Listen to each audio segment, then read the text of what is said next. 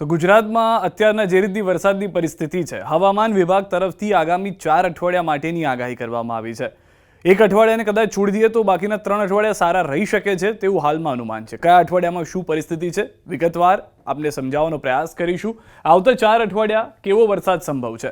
સૌથી પહેલા વાત કરી લઈએ 27 ઓગસ્ટથી 3 સપ્ટેમ્બર સુધી. 27 ઓગસ્ટથી 3 સપ્ટેમ્બરમાં આપ જોશો તો જે લીલો રંગ આપને જોવા મળી રહ્યો છે અહીંયા આગળ, એ લીલો રંગ જે છે તે દક્ષિણ સૌરાષ્ટ્રના વિસ્તારો અને થોડા ઘણા મધ્ય સૌરાષ્ટ્રના વિસ્તારોની અંદર તમને જોવા મળશે. એનો મતલબ એ છે કે ત્યાં આગળ છૂટો છવાયો વરસાદ જોવા મળી શકે છે 27 ઓગસ્ટથી 3 સપ્ટેમ્બર. પરંતુ બાકી આખું ગુજરાત છે તે કોરું કટ રહી જાય તેવી પરિસ્થિતિ છે. એટલે કે આ અઠવાડિયું તો જતું રહ્યું તેવું સમજીને જ ચાલો કે જેમાં કોઈ સારા વરસાદના એંધાણ નથી. પરંતુ રાહતના જે સમાચાર થોડા ઘણા ગુજરાતના વિસ્તારો માટે એ છે 3 સપ્ટેમ્બરથી લઈને 10 સપ્ટેમ્બરમાં, કે જેમાં જે ભારે વરસાદ છે, કેમ કે જેટલો ઘાટો લીલો રંગ આપ જોશો એ વિસ્તારમાં ભારે વરસાદ થશે તેવી પરિસ્થિતિ જે છે તે દક્ષિણ ગુજરાત અને થોડા ઘણા મધ્ય ગુજરાતના વિસ્તારમાં જોવા મળી રહી છે. જે આછો લીલો રંગ છે એનો મતલબ કે છૂટો છવાયો વરસાદ અથવા તો સામાન્ય વરસાદ જોવા મળી શકે છે. પરંતુ એ ચિંતાની વાત જે છે બીજા અઠવાડિયામાં એટલે કે 3 સપ્ટેમ્બરથી લઈને 10 સપ્ટેમ્બરમાં કચ્છના વિસ્તારમાં છે, ઉત્તર ગુજરાતના વાવ થરાદ સહિતના વિસ્તારોમાં જે છે ત્યાં જોવા મળી રહી છે કે ત્યાં આગળ વરસાદની ઘટ હોઈ શકે છે અથવા તો વરસાદ ન થાય તેવી પરિસ્થિતિ પણ બીજા અઠવાડિયામાં પણ જોવા મળી રહી છે. એ છે 3 સપ્ટેમ્બરથી 10 સપ્ટેમ્બર.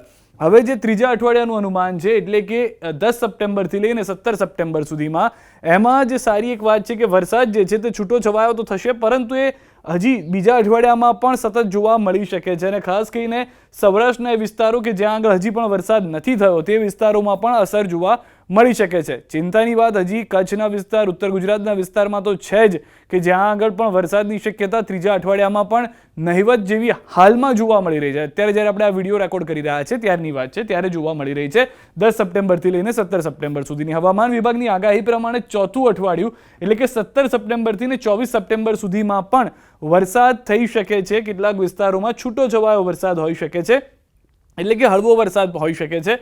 પરંતુ થોડો ઘણો દક્ષિણ સૌરાષ્ટ્રનો વિસ્તાર એવો છે, જામનગરની આસપાસનો અથવા તો ભાવનગરની આસપાસનો વિસ્તાર, કે જ્યાં આગળ થોડો વધુ વરસાદ થાય, કે જ્યાં આગળ થોડો લીલો રંગ જે છે તે ઘાટો જોવા મળી રહ્યો છે. 17 સપ્ટેમ્બરથી લઈ અને 24 સપ્ટેમ્બરની વાત કરીએ આપણે.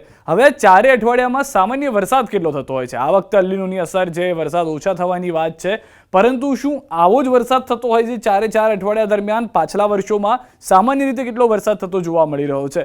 તો પહેલું અઠવાડિયું જે રીતે મેં તમને કીધું 27 ઓગસ્ટથી લઈ અને 3 સપ્ટેમ્બર, જ્યાં આગળ તમને સફેદ રંગ જોવા મળી રહ્યો છે ત્યાં જ સામાન્ય વરસાદ જે છે તે સામાન્ય રીતે થતો હોય છે તેટલો થઈ રહ્યો છે.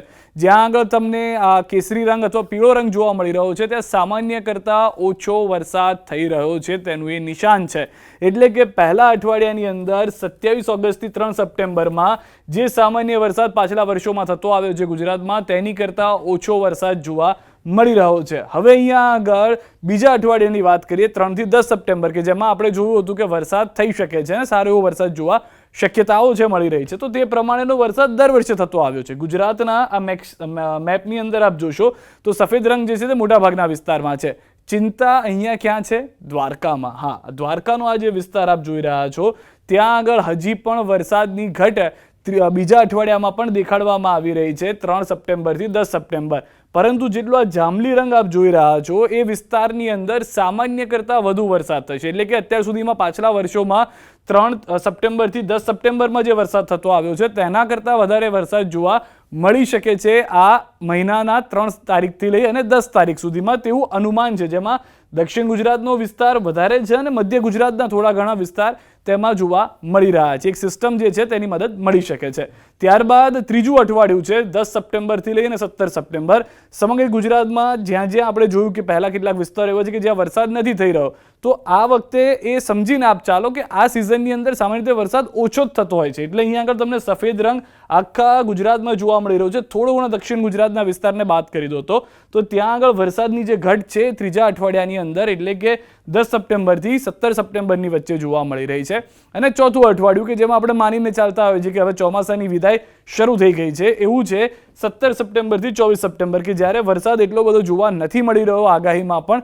તો તે પ્રમાણે આ જે આખો નકશો જે સફેદ છે, થોડો ઘણો દક્ષિણ ગુજરાતનો વિસ્તાર છે કે ત્યાં આગળ પીળો રંગ જોવા મળી રહ્યો છે. તો હવે અત્યાર પ્રમાણે જો આપણે જોઈએ જે રીતના આગળના નકશા જોયા તો આ અઠવાડિયું 27 ઓગસ્ટથી 3 સપ્ટેમ્બર તો ફેલ થઈ જ ગયું છે, પરંતુ આ 3 અઠવાડિયા કે જેની અંદર 3 તારીખથી લઈ અને 10 તારીખ અને 10થી લઈ અને 17 તારીખ, આ 14 દિવસનો વિસ્તાર એવો છે કે જ્યારે 14 દિવસનો ગેપ એવો છે કે જ્યારે બાકીના ગુજરાતના વિસ્તારોમાં થોડો ઘણો સારો વરસાદ આપણે જોઈ શકીએ છીએ, જે ભૂતકાળની અંદર આપણે જોયો અથવા તો જે હમણાં છેલ્લા આખો એક ઓગસ્ટનો મહિનો ગયો કે જ્યારે આશા હતી કે સારો એવો વરસાદ થશે, પરંતુ કોઈ મજબૂત સિસ્ટમ જ ન આવી.